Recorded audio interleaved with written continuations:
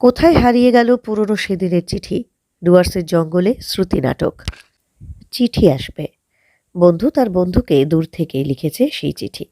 সেই চিঠিতে কত মন প্রাণ ভালোবাসার কথা। কখনো চিঠি আসতো ডাকযোগে, পিয়ন বাড়ি এসে দিয়ে যেতেন। আবার বন্ধু হয়তো তার কোনো চেনা পরিচিতের হাত দিয়ে চিঠি পাঠিয়ে দিত তার প্রিয় বন্ধুর কাছে। পুরনো সেদিনের কথা আর কি ভোলা যায়? চিঠিতে যোগাযোগ না হলে, বন্ধুকে বহুদিন বাদে দেখা হলে সে কি আনন্দ! মন গেয়ে উঠত, আহা কি আনন্দ, আকাশে বাতাসে। কিংবা মন গেয়ে উঠত, দেখা যদি হলো সখা, প্রাণের মাঝে আয়। অক্সিজেন মেশানো প্রাণবন্ত সেই চিঠির দিন তো আর নেই। আজ আমাদের গ্রাস করেছে ডিজিটাল যুগ। সব পুরনো হিসেব ভেঙে চুরে দিয়ে আমাদের আজ জীবনের পথ চলার সঙ্গী মোবাইল, সোশ্যাল মিডিয়া। এক সেকেন্ডে একটি মেসেজ, তার জন্য হোয়াটসঅ্যাপ, মেসেঞ্জার, টেলিগ্রাম সহ আরও কত কি আছে। এইসব নিয়েই মঞ্চস্থ হলো শ্রুতি নাটক সই কথা। রচনা জয়িতা সেন, স্বরাভিনয়ে জয়িতা সেন, নন্দিতা ভৌমিক, সুপর্ণা ভট্টাচার্য, সোমা চক্রবর্তী। সঙ্গীতে মৈত্রী বিশ্বাস, যন্ত্রানুসঙ্গীতে অভিজিৎ রায় গাঙ্গুলি। ডুয়ার্সের লাটাগুড়ির জঙ্গলের মাঝে অবস্থিত একটি রিসর্টে শনিবার সেই নাটকটি মঞ্চস্থ হয়।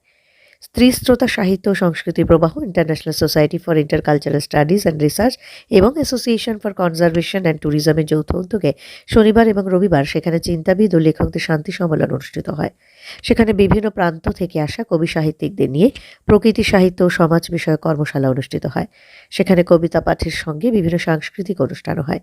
এরই মধ্যে মঞ্চস্থ হয় নাটক।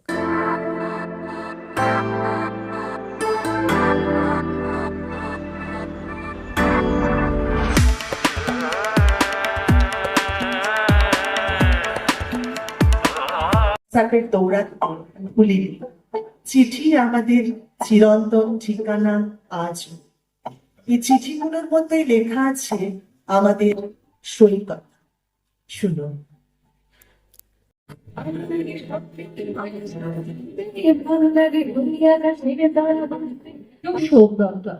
তোর শেষ পাঠানো ইমেল আজ প্রায় সপ্তাহ ধরে একটু রাগ করেই দেরিতে উত্তর দিচ্ছি।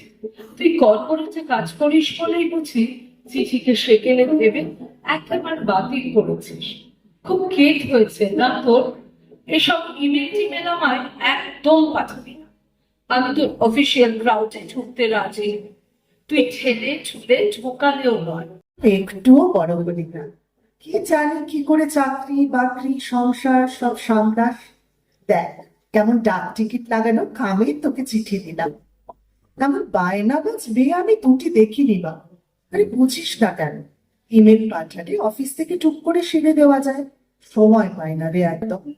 কিন্তু তোর হাতে লিখে পাঠানো চিঠিটা পড়ে চিঠি লেখার স্বাদ জাগলো নতুন করে। কত সহজ সরল সব দিন ছিল না রে। না ছিল এত টেকনোলজি, না ছিল এত কানেক্টেড থাকার দায়। রং বেরঙের কাগজ ছিল, নানা রঙের খাম, মাথার উপর জল জলে ডাক টিকিট আর নাম। ঠিকানাটা লেখা থাকতো আস্ত অক্ষরে। হালকা ভারী চিঠির বোঝা পৌঁছয় ডাক ঘরে।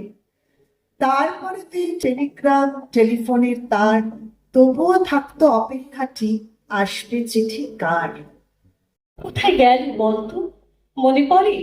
I don't it anybody say to. বাবা, শালিনীকে কি আওয়াজ দিত না সবাই! কিন্তু কি আনন্দ, কি আনন্দ! আমরাও তো ছোট ছিলাম কত।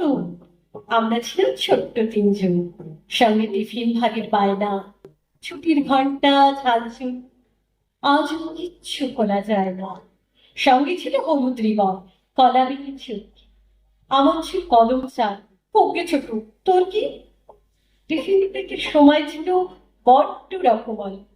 শুনতে যাই পাশের সেকশনে মালগুলি টিভির গল্প।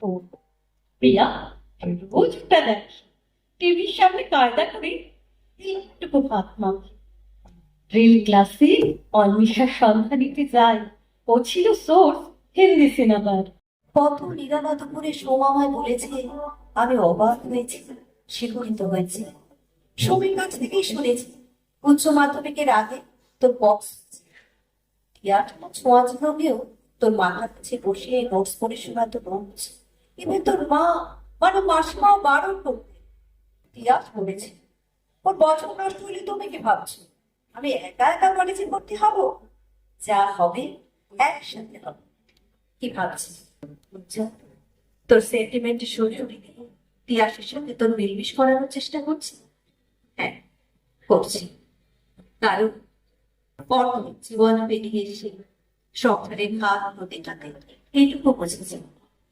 মনের অতল গভীরে